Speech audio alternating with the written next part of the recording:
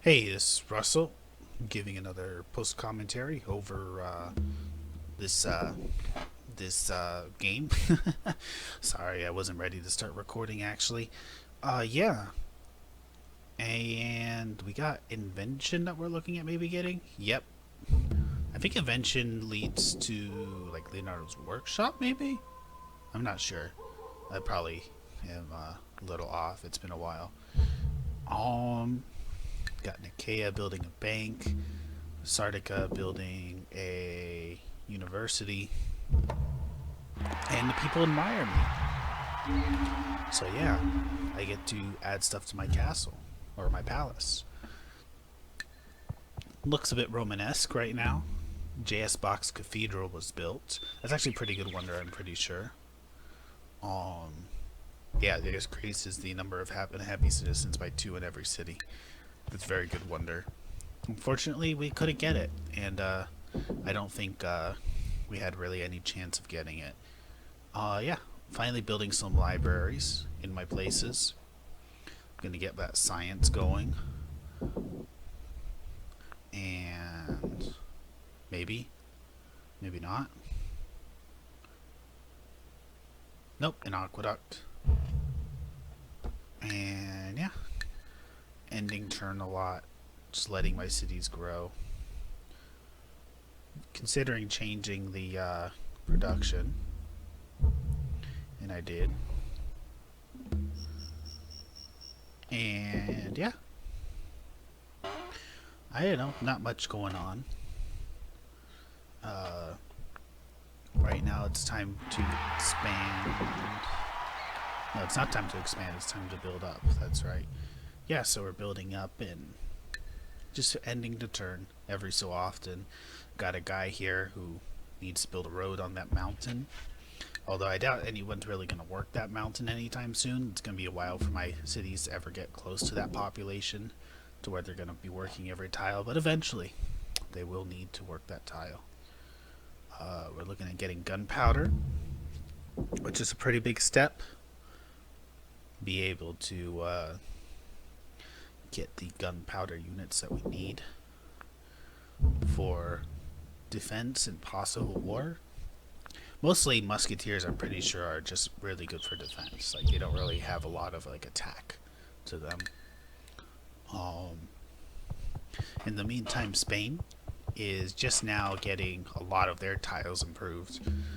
Comparatively to our Civ, they have a lot less tiles improved, which I guess makes sense. Not that I optimize my tiles the best either, but still. And people are still happy with us, so we get to keep adding to our palace. We are research. We are a republic, so our research happens pretty fast. We are making money just ever so slightly. Um, and these guys want gold for printing press, which is probably a good deal actually. Just looking to see, I guess, if they'll do anything else, but nah, yeah, that's a good deal. Let's see if they'll give it to us for less.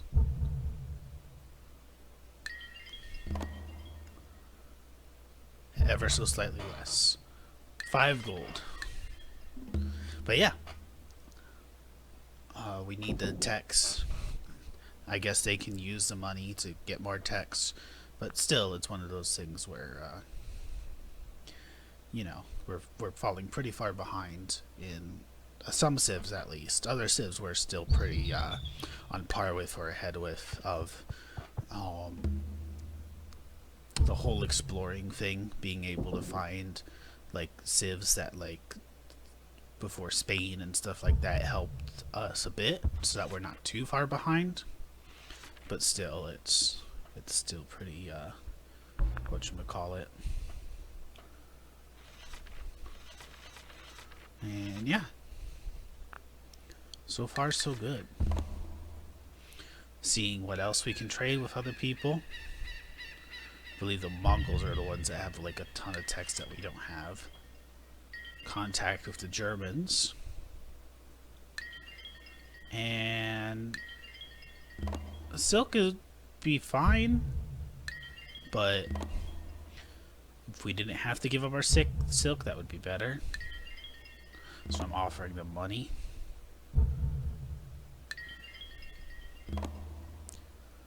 And contact with the Germans is going to help us maybe get a few better deals.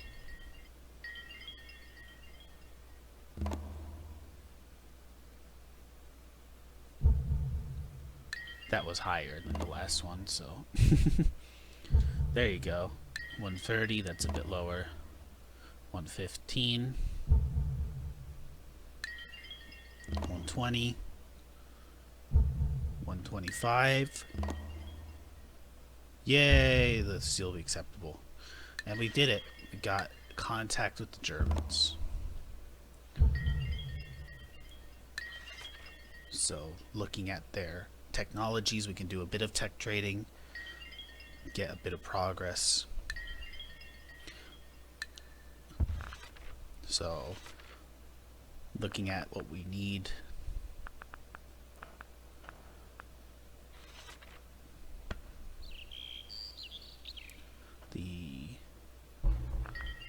There's only certain techs we need for going to the next era, so like a lot of these techs we don't have to worry too much about.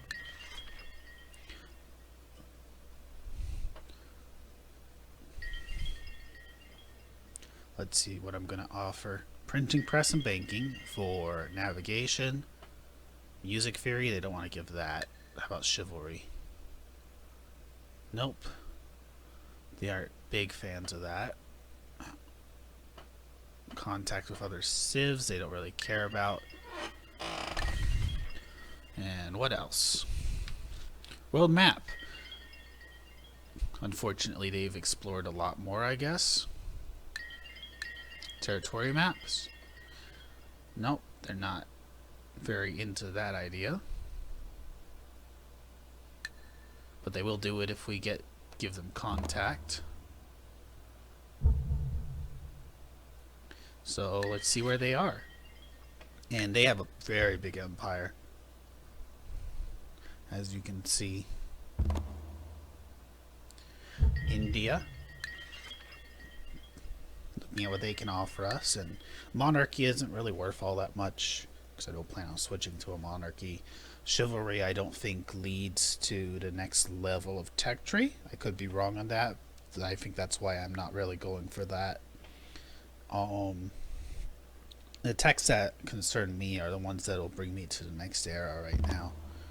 But yeah, just looking around, seeing what trades are available. Territory map is not something I have of the Mongols. From the Mongols yet. Seeing if they'll do it for anything, but not really. Just maps in general are nice to get. Be able to see what's going on. Although I can get a pretty good general idea of who is how strong via the stuff I've explored already. It is nice to get a bit of clarity. These guys are interested in territory maps, which would be a cool trade. Their world map they don't want to give us. Well, they're pretty close to doing it if with that.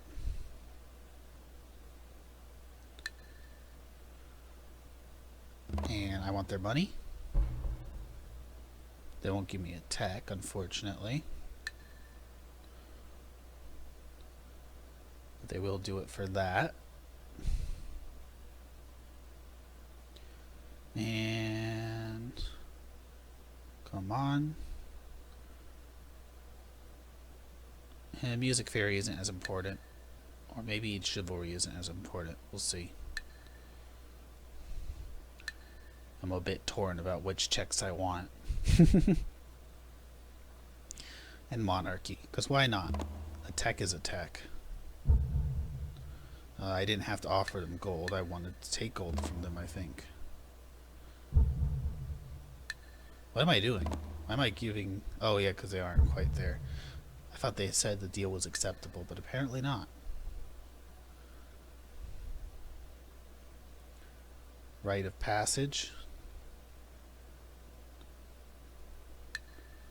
Unfortunately, they won't go for that. Silk.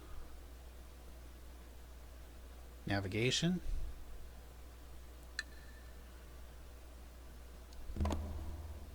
We'll see what they give us.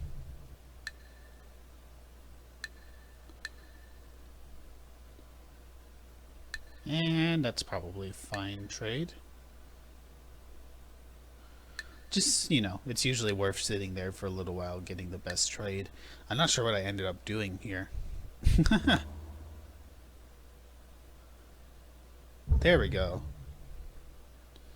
That's probably the best trade, because then I still have printing press to trade them if I wanted something else. And that world map brought a lot of clarity. So we got those yellow dudes there. The Mongols are the yellow dudes. They have some gunpowder in their land. And some grapes. They have pretty good land, actually, I'd say, comparatively. The Germans are dominating the continent by comparison that they're on. And yeah, I'm actually not used to land masses being so big on Archipelago maps, and that's just because I'm such a big Civ 5 player these days. It is a pretty cool map, I would say. But yeah,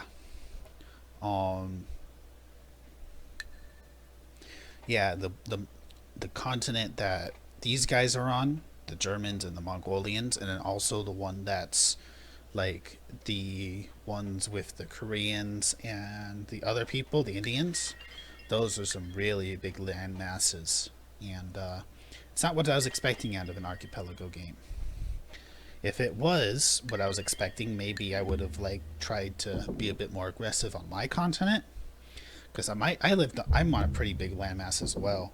It's much more rare in Civ 5 to like start on an island with someone else there. You know, starts are usually more on Civ 5 like the red people below my small islands. I forget what they are.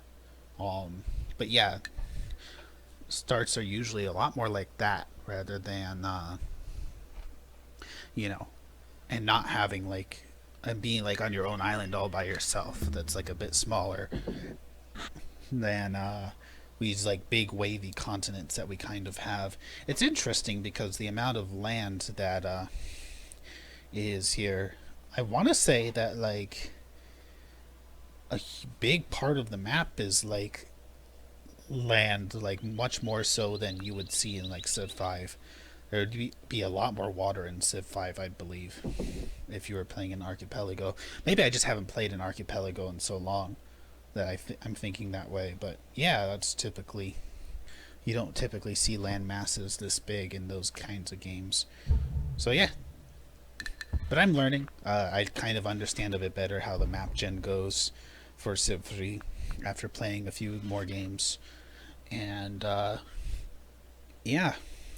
I'm probably going to be able to do a bit better next time around, and the map generates just because I have a better idea of how aggressive I need to be where I start and all of that. Looking like there are like 2 more techs I think I have, 5 more techs I mean, that I have to do before I can go to next era. I'm really gunning for nationalism and communism and all of those things to be able to in the next era have like a bit of a military advantage in the beginning of the next era for some stuff that I'm planning. And yeah, there's no reason to build a courthouse in your main city. Doesn't really do anything because that cuts down on corruption, and you don't have corruption in the city because corruption is determined by how like close to the capital your city is. So I'm not really worrying about that. So yeah, just building stuff, building buildings. Was looking at trades. I have a lot of the map explored now because I did some trades with like world maps and stuff. I don't really have to explore anything now. There isn't really much point in settling cities even if there was space, but I believe all the space is pretty much taken up anyways. Now the only way to get cities is through conquest. And that will probably be the only way forward. if I wanted to expand and play a game where where I expanded. And at this point, the expansion kind of seems the only way to really stay ahead, because I am falling like behind passively from like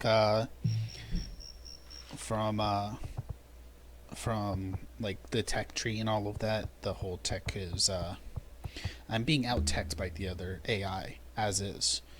And so unless I were to go to war and expand a little bit, then all I'm going to be able to do is I'll just keep falling ever so slightly more behind on tech. I mean, I do have a lot of libraries I still have to build and a lot of other infrastructure and stuff like that.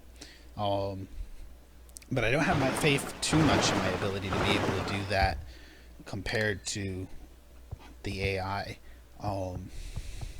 It's interesting. The AI is still something I'm a bit more intimidated by in Civ 3 than I am in like Civ 5. I feel like I've played the AI enough in Civ 5 so that I know like what they do and how they derp around and how to exploit them and all of that. But I haven't really figured out how the AI in this game derps around yet, and until I get a good feel on that, war is still going to be kind of scary, I guess, or intimidating. So yeah, it'll be interesting when I do get a bit more attuned to this game and how the AI plays and what they do. I believe in the comments someone was saying that like I could have been like a bit more aggressive with my exploring, stuff like that. Right now I just I do my best not to piss off the AI because I never know like what's going to set them off, what's going to make them want to declare war on me, and all of that. So I played a bit on the cautious side. At the same time, I do get the feeling that unless I be a bit more aggressive, I'm going to just end up losing the game. There's no way around that. So yeah, that's kind of where I'm at in this game. I'm only aggressive when I feel forced into it. Just because I'm not really too confident in my abilities yet. Eventually, I'm sure I'll be going to war left and right one day when I get more attuned to this game and more comfortable with fighting. We got some different units that we're looking at. Got some archers. Very awesome offensive unit, I think they are supposed to be. I could be wrong, but I think archers are supposed to be the offensive unit, while things like what's the other trees? I'm blanking out. But yeah, the archers are supposed to be like the offensive units because they don't really have a lot of good defense, but they're pretty good at like offense. And yeah, I do like how the combat system is in this game compared to Civ 5. Civ 5, there's like a guaranteed amount of damage. And while there is a little bit of randomness to it, like you would probably do less or more damage. Each unit has like a sort of health bar that like will always like. Basically, in combat in like Civ 5, like you could like go into combat and not have like neither unit die, and you can occasionally have situations like that in this one where that happens. But it's a lot less rare, and like sometimes cav will retreat,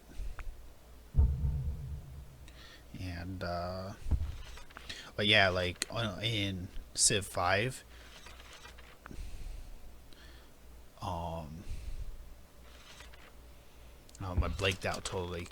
In Civ 5, in Civ 5, you'll do like a certain amount of damage to a unit. Every unit will do damage to each other, and then you only kill a unit when you've had like enough units to do damage to that unit, and they lose like all of their health.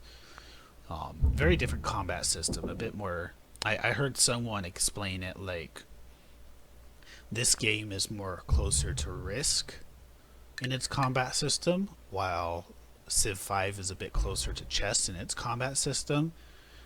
And I think that's a bit of a crude comparison. It's not entirely like a wrong comparison, but not entirely like a right comparison. There's a bit more depth to both of those combat systems um, than you would probably get in Risk or chess. Um, but yeah, it is. It is.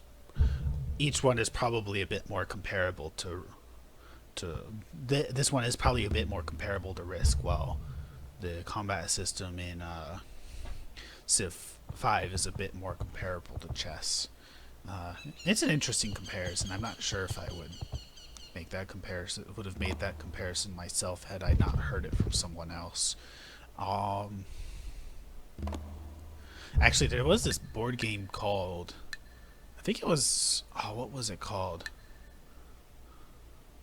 I think it was like Divine Right. I'm not sure. Maybe you guys have played it. I remember playing it a long time ago when I was a kid, and that board game combat system might be a bit closer to. I always considered like just like getting a camera and like uploading a board game to YouTube, maybe like with like a family member or something like that. I always thought that would be a kind of fun way to do things. Divine Right might be a fun game to do that at, or maybe the game. I play a lot of Go when I can. I really like playing that. Chess, there's too many like chess masters out there to like that already like upload stuff like that to so where I think like that would be like a good thing to upload. I would not a chess master, and it would kind of look. That would be something that people could critique me on easily, even though I play a lot of it, because I'm sure a lot of people are way better than at me. I know that as a fact. I know. And yeah, I'm killing off all my units. I did not know I could put these guys into the population. I only figured that out when someone commented that on like another video. So yeah, all these workers just got wasted. Sorry about that. I guess they turned into production. But next game I'll know. I can add someone in the comments said I can add workers to a city when there's an aqueduct in the city, and I did not know that until just now. But you know, all of these things I'll be able to implement next playthrough when I play, and I'll be better at the game, and I probably my games probably won't be nearly as like a close run thing as this game. So yeah, thank you guys so much for watching. Like, comment, favorite, subscribe, and all of that jazz.